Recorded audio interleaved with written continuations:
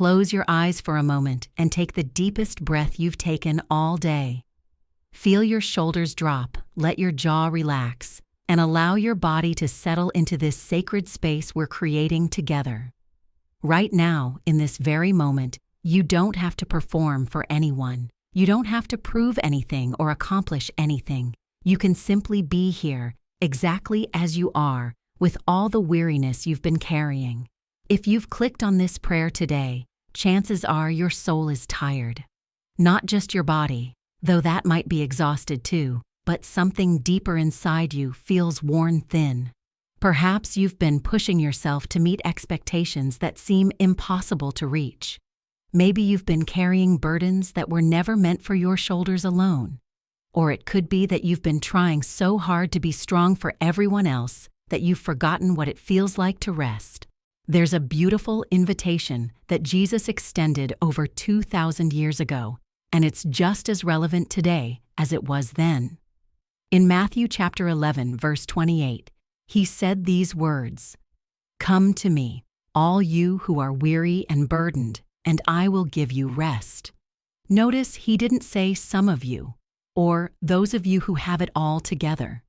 He said all you who are weary. That includes you, right where you are, with whatever you're carrying today.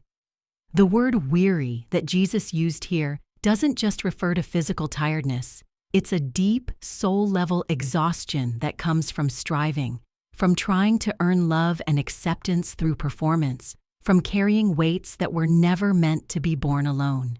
It's the kind of tiredness that sleep can't fix and coffee can't cure because it lives in the very core of who you are.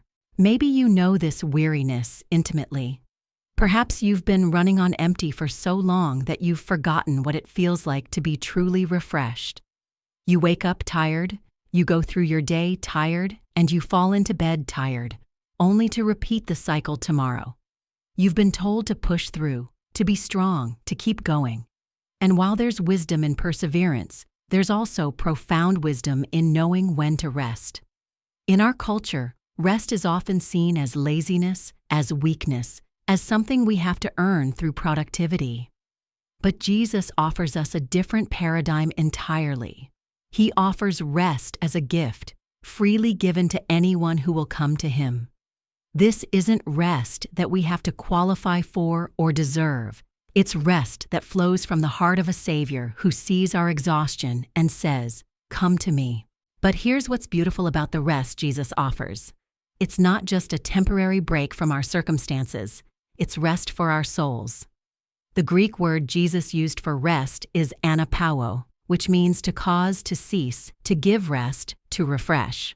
It's the same word used when God rested on the seventh day after creation, not because he was tired, but because his work was complete and perfect. When Jesus invites us to rest, he's inviting us into the reality that the work of earning our worth has been completed. We don't have to strive for God's love. We already have it. We don't have to perform for his acceptance. We're already accepted. We don't have to carry the weight of proving ourselves. That burden has been lifted. This might be hard to believe if you've spent years trying to earn approval from others or from God himself. Maybe you've been taught that love is conditional, that acceptance must be earned, that rest must be deserved. But Jesus turns all of that upside down. He offers rest to the weary, not rest to the accomplished. He gives peace to the burdened, not peace to the perfect. I want you to imagine for a moment what it would feel like to truly rest. Not just to take a nap or go on vacation, but to experience deep, soul-level rest. What would it feel like to stop striving and start receiving? What would it feel like to release the burden of having to be enough and instead rest in the truth that you are already beloved? This kind of rest doesn't mean becoming passive or lazy. Jesus goes on to say, "Take my yoke upon you and learn from me, for I am gentle and humble in heart, and you will find rest for your souls. For my yoke is easy and my burden is light." He's not calling us to inactivity. He's calling us to partnership with him, to a different kind of work that flows from rest rather than striving. A yoke was a wooden frame used to join two animals together, so they could work in partnership to pull a load. When Jesus invites us to take his yoke upon us, he's inviting us into partnership with him. But notice what he says about his character. He is gentle and humble in heart. This isn't a harsh taskmaster demanding more and more from us. This is a gentle Savior who understands our limitations and works alongside us. Your soul is precious to God. Your weariness matters to him. He's not frustrated with your exhaustion. He's moved with compassion by it. He doesn't see your need for rest as weakness. He sees it as an opportunity to demonstrate his strength and his love. Let's come together now and bring our weary souls before the Lord. Let's accept his invitation to rest and ask him to refresh us from the inside out. Heavenly Father, we come to you today not as people who have it all figured out, but as people who are tired, soul tired. We come carrying burdens that feel too heavy for our shoulders and expectations that feel impossible to meet. We confess that we've been trying to earn what you've already freely given us, your love, your acceptance, your approval. Lord Jesus, you know what it feels like to be weary. You walked this earth and experienced human exhaustion, disappointment, and the weight of carrying burdens. When you were tired, you withdrew to quiet places to be with the Father. When you were overwhelmed by the needs around you, you took time to rest and pray. Teach us to follow your example. We accept your invitation today. Come to me, all you who are weary and burdened, and I will give you rest. We come to you not because we've earned the right to rest, but because you've extended the invitation freely. We bring you our exhaustion, our striving, our desperate attempts to be enough, and we ask you to replace them with your peace. Help us to release our tight grip on control. We confess that we've been trying to manage our lives, our circumstances, and even other people's expectations of us. Forgive us for the pride that makes us think we have to carry everything alone. Teach us what it means to cast our cares upon you because you care for us. We pray for rest in our minds, Lord. Our thoughts often race with worries about the future, regrets about the past, and anxieties about the present. Quiet our minds with your truth. Replace anxious thoughts with your promises. Help us to take every thought captive and make it obedient to Christ. Fill our minds with whatever is true, noble, right, pure, lovely, and admirable. We pray for rest in our emotions, Father. Some of us have been carrying anger, hurt, resentment, or fear for far too long. These emotions have become like heavy stones in our hearts, weighing us down and stealing our joy. We release these emotions to you. Heal our wounded hearts and replace bitterness with forgiveness, fear with faith, and despair with hope. We pray for rest in our bodies, God. You created these physical vessels to house our spirits, and they're showing the wear of carrying burdens they were never designed to bear. Release the tension we hold in our shoulders, our necks, our backs. Heal the physical symptoms of stress and anxiety. Restore our energy and vitality. Remind us that our bodies are temples of the Holy Spirit and deserve to be treated with care and respect. We pray for rest in our relationships, Lord. We've been trying so hard to please everyone, to meet everyone's expectations, to be everything to everybody. This has left us feeling depleted and resentful. Teach us healthy boundaries. Show us which relationships are life-giving and which are draining. Help us to love others well without losing ourselves in the process. We pray for rest in our work and our calling, Father. Some of us are striving so hard to succeed, to prove ourselves, to climb the ladder, that we've forgotten why we started in the first place. Others of us feel stuck in jobs that drain our souls and leave us feeling unfulfilled.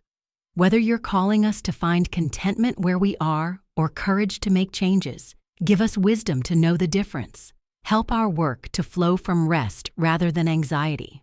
Most of all, Lord, we pray for spiritual rest. We're tired of trying to earn your love through good behavior. We're exhausted from religious performance that leaves us feeling empty. We want to know you, not just know about you. We want to experience your presence, not just go through the motions of faith. Draw us into intimate fellowship with you, where we can be completely authentic and still completely loved. Now I want us to make some declarations together. These aren't just positive thoughts. These are truths based on God's word that we're speaking over our souls. Let your voice join with mine and declare these truths. Whisper this with me. My soul finds rest in God alone. My salvation comes from Him. Say it again. My soul finds rest in God alone. My salvation comes from Him. Declare with confidence, I am beloved by God, not because of what I do, but because of who I am in Christ.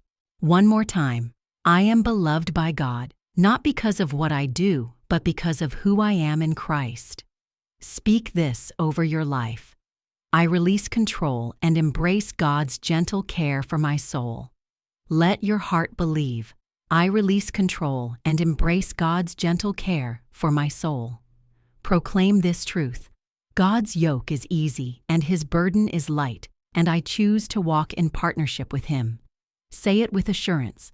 God's yoke is easy and His burden is light, and I choose to walk in partnership with Him. Now whisper this final declaration. In Christ, I can rest. In Christ, I am enough. In Christ, I am home. One more time with feeling. In Christ, I can rest. In Christ, I am enough. In Christ, I am home. As we begin to close our time together, I want to share something that might change how you think about rest going forward. Our culture has taught us that rest must be earned, that we can only relax after we've accomplished enough. But God's economy works differently. In God's kingdom, rest is the starting point, not the finish line. Think about the creation story in Genesis. God worked for 6 days and then rested on the seventh. But when did Adam and Eve begin their existence? On the 6th day, which means their first full day of existence was the Sabbath, the day of rest. They began their lives not with work, but with rest in God's presence. They started from a place of peace and wholeness, not from a place of striving to earn it. This is God's design for us as well. We're not meant to work our way to rest. We're meant to work from rest. When we understand that our worth and identity are secure in Christ, we can engage with life from a place of peace rather than panic. When we know that God's love for us is not performance-based, we can serve others out of overflow rather than empty tanks. The rest that Jesus offers isn't just about feeling better, though you will feel better when you truly rest in Him. It's about remembering who you are and whose you are. You are not the sum total of your accomplishments or failures. You are not defined by how much you can produce or how perfectly you can perform. You are a beloved child of God, created in His image, purchased by the blood of Jesus, and filled with the Holy Spirit. Your soul was designed for communion with God, not constant striving. You were created for relationship with your Heavenly Father, not religious performance. When you rest in His love, when you cease from your own works and trust in His finished work on the cross, you find the peace that your soul has been craving. But rest is also a discipline, a choice we have to make daily. The world will continue to demand more from you. People will continue to have expectations. Your own inner critic will continue to tell you that you should be doing more, being more, accomplishing more. In the midst of all these voices, you have to choose to listen to the gentle voice of Jesus saying, "Come to me, and I will give you rest." This might mean saying no to commitments that drain your soul. It might mean setting boundaries with people who constantly demand your time and energy. It might mean choosing to stop checking your phone every few minutes or taking breaks from social media that make you feel inadequate. Rest sometimes requires us to actively resist the culture of busyness and choose a different way. I want to encourage you to be intentional about creating space for rest in your life. This could be as simple as starting each day with a few minutes of quiet prayer, asking God to help you work from rest rather than anxiety. It could mean ending each day by reflecting on God's goodness rather than your failures. It could involve setting aside regular time for activities that restore your soul rather than drain it. Remember that Jesus modeled this for us. Even in the midst of incredible ministry demands, he regularly withdrew to quiet places to pray and rest. If the Son of God needed rest, how much more do we? Don't let guilt convince you that needing rest is a sign of weakness or laziness. It's a sign of wisdom and humility. Father, as we prepare to close this time together, I pray that you would seal these truths deep in our hearts. Help us to remember that rest is not something we earn, but something we receive. Help us to understand that our worth is not tied to our productivity, but to our identity in Christ. Protect us from the voices that would try to convince us that we're being lazy when we choose to rest. Remind us that even you rested on the seventh day, not out of tiredness, but out of satisfaction with completed work. Help us to find that same satisfaction in the completed work of Christ on our behalf. Give us wisdom to know when to engage and when to withdraw, when to serve and when to receive, when to work and when to rest. Help us to become people who live from rest rather than people who work toward rest. And Lord, help us to become safe places of rest for others. As we learn to receive your rest, help us to offer that same gift to the weary souls around us. May our homes be places of peace, our presence be calming, and our words be life-giving to those who are carrying heavy burdens. Now, let me speak a blessing over you as you go from this place. May the Lord of rest quiet your anxious heart and still your racing mind. May his perfect peace guard your thoughts and emotions as you learn to cast your cares upon him. May you find in Jesus not a harsh taskmaster, but a gentle Savior who understands your limitations and loves you completely. May you discover the joy of working in partnership with Christ, knowing that his yoke is easy and his burden is light. May you experience the freedom that comes from knowing your worth is not tied to your performance, but rooted in your identity as God's beloved child. May rest become not just something you do, but someone you are in Christ, a rested soul living from a place of peace and security in God's unfailing love. And may you become a source of rest and refreshment to everyone whose life you touch. Go in peace, dear one. Your soul can rest. In Christ, you are enough. In Christ, you are home. And in Christ, you are deeply, eternally, unconditionally loved. Word count, 2,987.